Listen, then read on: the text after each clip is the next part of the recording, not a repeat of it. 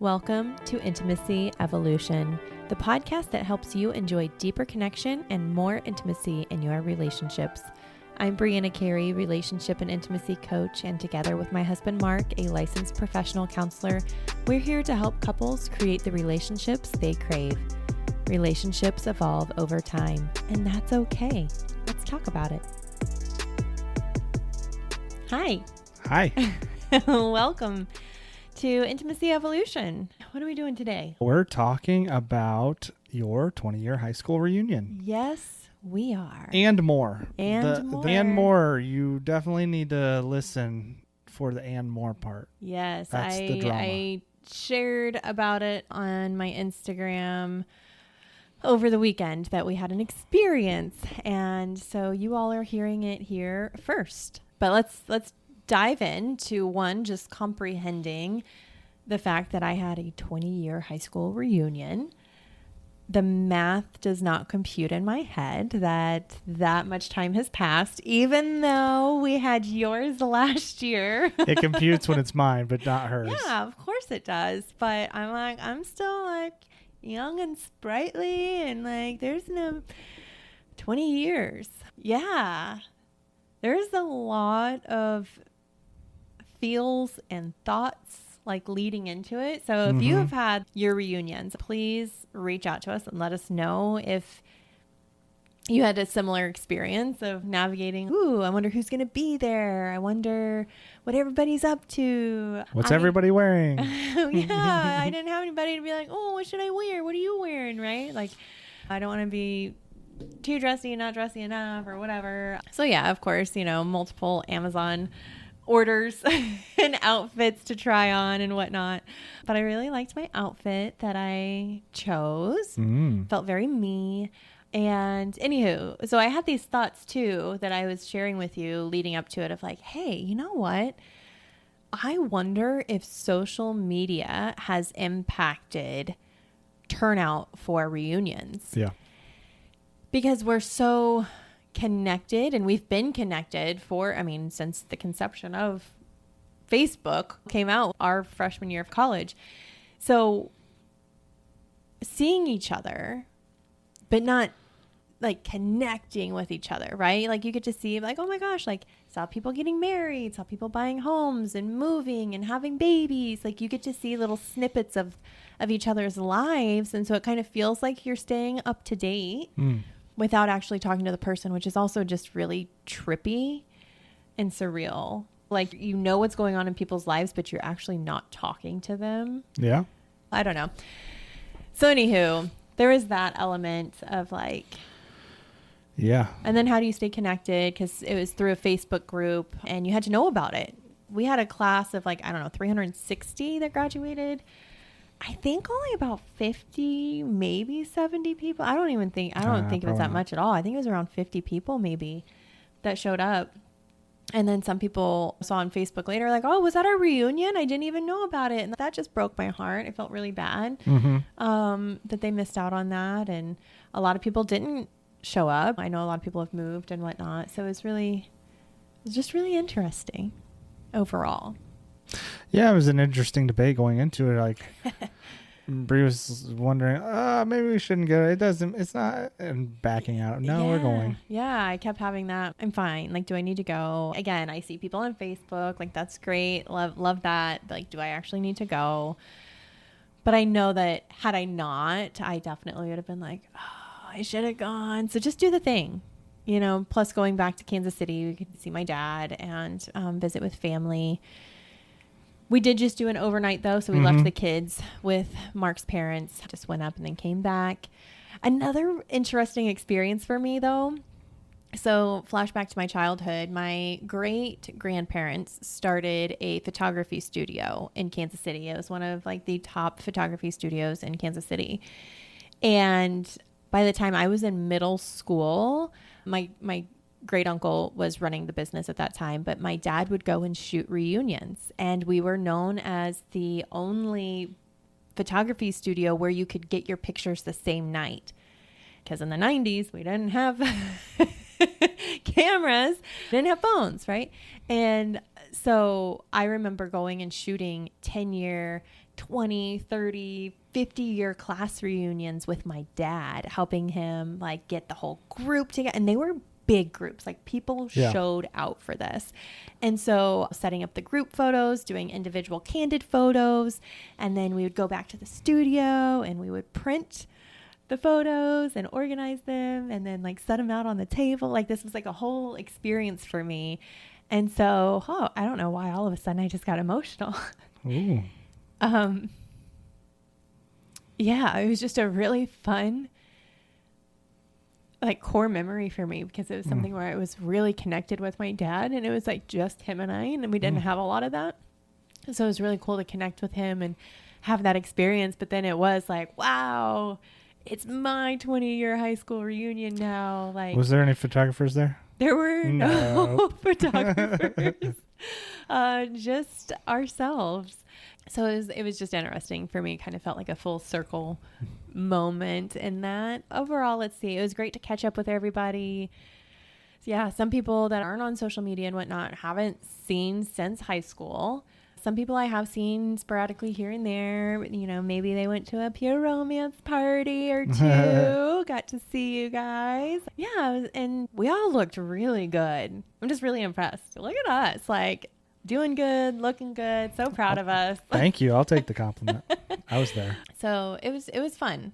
It was fun to just connect and blast from the past. And yeah, that's, I don't know, anything else that I had shared or we reflected on? Well, I think there's some deep conversation around just the emotions, the feelings, and memories that come up around the past. And so as we're in October, we're moving towards November, December, and the holidays, and it's very similar. Yeah. You're out living your life, you go home, see families, relatives, and you get kind of transported back in time into the same dynamics of the family, and kind of the same with high school, right? Like I get transported back into like how I showed up or my social status in high school or something. And it kind of floods back and hits and memories and all this other stuff. It's very fascinating. Yes, 100% that, because I was trying to I was giving myself a confidence boost, pep talk going into it. I'm a different person than I was in high school. And I want to show this version of Bree and really embrace the confidence that I have now and stuff. But it did. I reverted right back to my high school self. I had those stories coming in. I did stuff in high school. I was involved in stuff, but I still never felt a part of things. I always view myself as an outsider. And I very much kind of had that experience again. And, self-fulfilling prophecy, I did it to myself as well, right? But when you see the groups of friends that hung out in high school, hanging out again, it's hard to go and insert yourself into those groups and be like, oh, hey guys, how are you? Remember me? As much as I truly wanted to. So I go through and I'm like, oh, now I have the story of are people viewing me as stuck up or standoffish or, too good or not wanting to be here or whatever the story is. But again, I'm projecting and just really wanted to be included and connect. But I have to take that initiative. And so kind of owning that I didn't take that step. Yeah, that's coming up a little bit today of holding yourself back and not shining as bright as you could be, which I think is a human experience. I know I do it at times, and I know a lot of my clients and a lot of our clients feel something around that. Yeah. So I just want to say thank you to those that did come up and take that first step and initiated conversation. I appreciate it more than I can even express. I really, really, truly am grateful for that, because I do want to talk to everybody. I do enjoy having those conversations, and it really meant a lot. Those that came up and said, hey, we love your podcast. We love listening to your stuff. It's so helpful. We love what you're doing. Again, just filled my heart, and it's okay, cool. Thank you. Do it more. Do it bigger. Yeah, do more. Keep showing up. Do this. So thank you, guys. It was really great to see you and catch up with you. See you in 10 years. Yeah, it was interesting for me too, because I didn't have a role necessarily. Mm-hmm. And typically in our dynamic, in our relationship, I have roles when it comes to social settings. Mm-hmm. And I felt more reserved because when I didn't know these people and you know them and there's stories about them, and I felt a little awkward on like, how do I navigate this? This is not like our normal social event. And so just as a partner being there, it was an interesting experience as well. Yeah. Yeah. Because usually Mark's the one that just goes and floats around, and he's the golden retriever that meets everybody because he's just really great at that. He's comfortable with that. And then he'll get information about the people and then introduce me. Oh, hey, this is so-and-so. They do blah, blah, blah. Or they whatever, have kids our age or whatever. So it gives me a starting point to have a conversation. Yeah. But in this scenario, it's not like I met so-and-so and they have this going on. And she's like, yeah, I know. And so it wasn't the same. It was not. So I definitely felt that like, yeah. And I might have said that at some point too. And, you know, my stuff was coming through of like, you could have done this differently. And really it was me. I wanted to show up differently.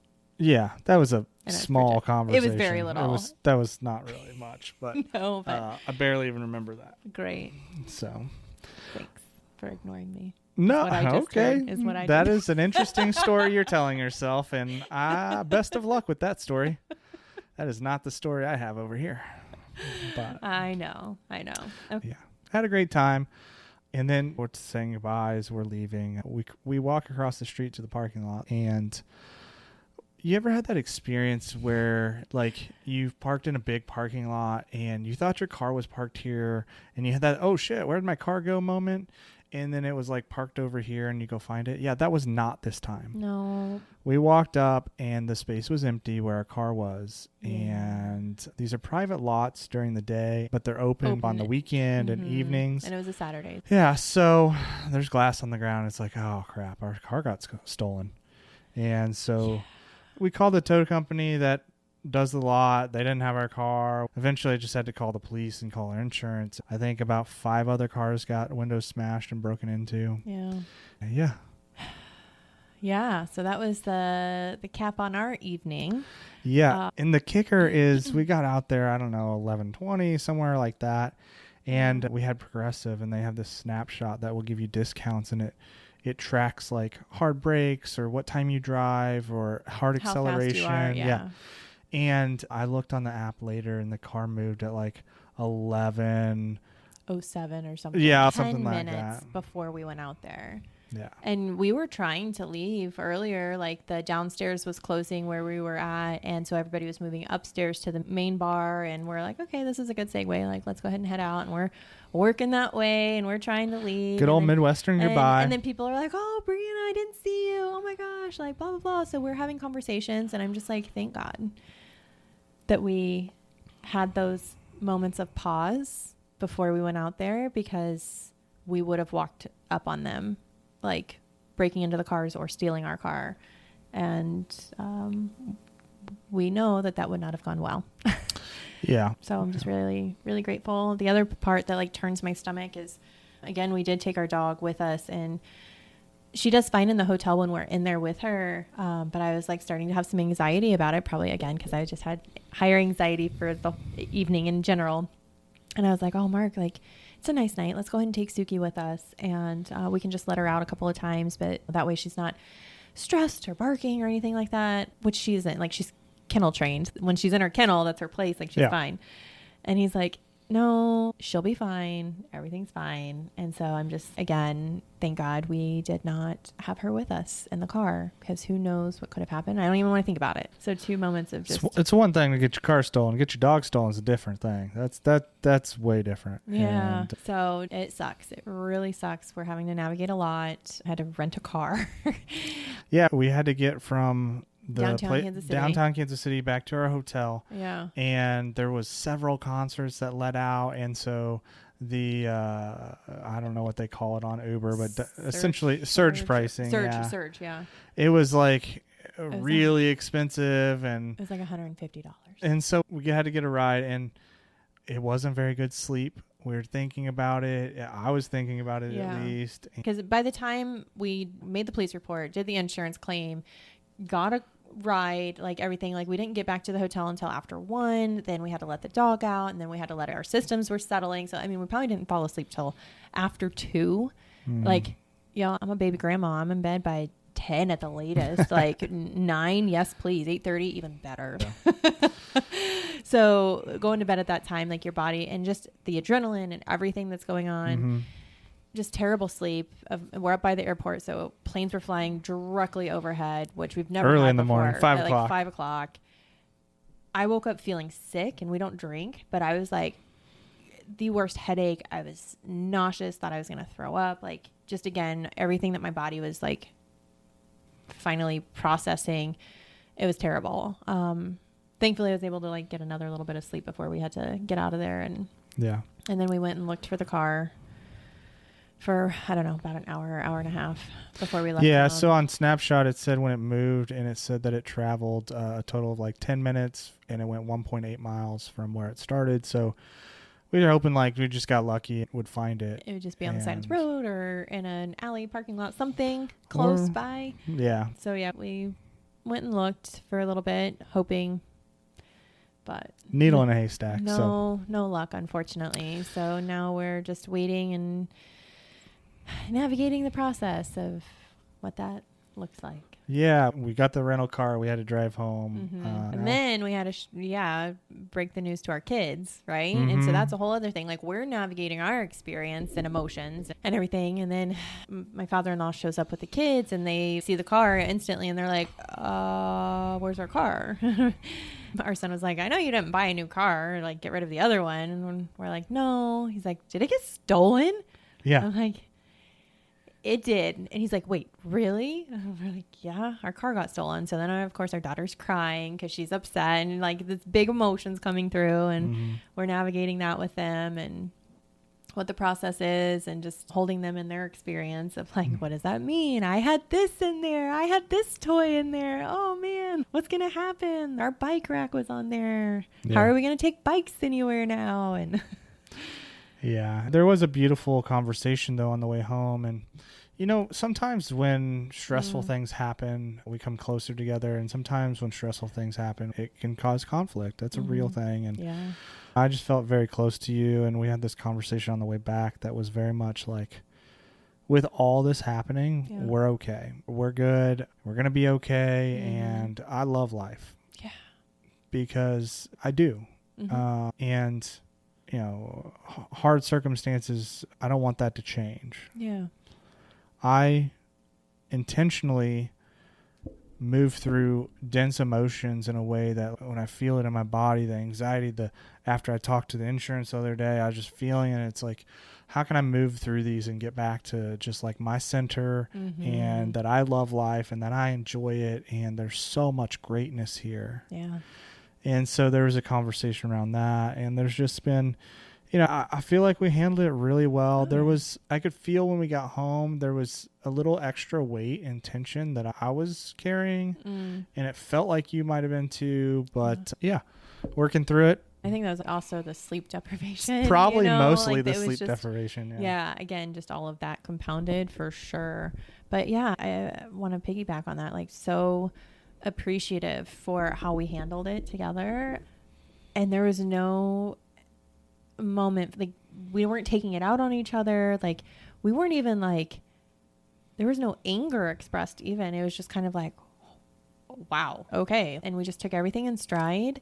You took the lead and you called the tow company, you called and made the police report, you called the insurance, and I was able to navigate finding our ride back and sitting inside because it was starting to get a little chilly, and taking pictures and things like that. And we just fell into stride really well. And again, even being sleep deprived, like we weren't being cranky with each other, which is my usual go-to. I get cranky, but I'm just really, like you said, I love life. I love our life. I love how we navigate things together. And again, we're not perfect at all. Like we have our moments for sure. For sure.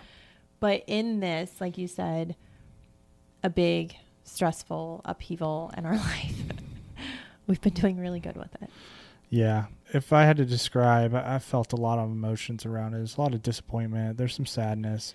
There's definitely some frustration. And at the same time, criminals do what criminals do. Like, it was nothing. They are who they are. We are who we are. Yeah. So there's like two things that I'm sad about being in the car. My Taylor Swift shoes. So my shoes that I wore to the Taylor Swift Eras Tour concert, and my favorite shoes, so comfortable. Had them because I was wearing new shoes that night, and I brought those in case my feet were hurting and I wanted to change. So those are gone, which were sentimental and just like, ugh.